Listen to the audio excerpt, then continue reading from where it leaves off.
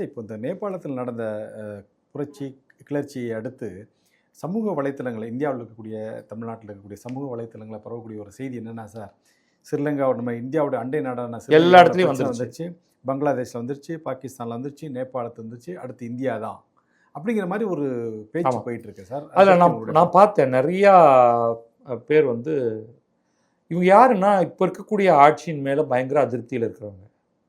3 முறையாக இவங்க ஜெயிச்சிட்டாங்க. ஸோ அவங்க கொஞ்சம் கொஞ்சமாக அவங்க வந்து டெமோக்ரஸி மேலே நம்பிக்கை இழக்கிறாங்க. ஏன்னா அவர்களுக்கு விருப்பமான ஆட்சி வரலைன்னா டெமோக்ரஸி இல்லை.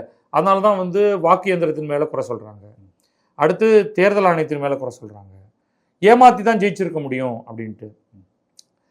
பொதுவாகவே வந்து இந்த எதிர்கட்சியில் இருக்கிறவங்க மக்கள் எந்த பலனும் பெறவில்லை, வேலையில்லா திண்டாட்டம் தலைவிரித்தாடுகிறது,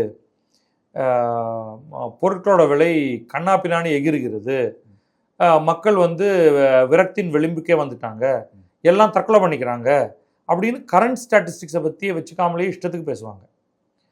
that is not the truth. நம்ம வந்து ஒரு ஒரு நல்ல பேலன்ஸ்டாக தான் நம்முடைய எக்கானமியை கொண்டு போயிட்டுருக்காங்க. ஆனால் உண்மையை பற்றின கவலை இவங்க யாருக்குமே கிடையாது. அவங்கள பொறுத்த வரைக்கும் ஒரு இந்துத்துவ அரசு, ஒரு அத்தாரிட்டேரியன் இந்துத்துவ அரசு ஆட்சியில் இருக்குது, அதை ஒழிக்கணும். அப்போ அதை புரட்சியின் மூலமாக ஒழிச்சிட முடியும்னு பார்க்குறாங்க.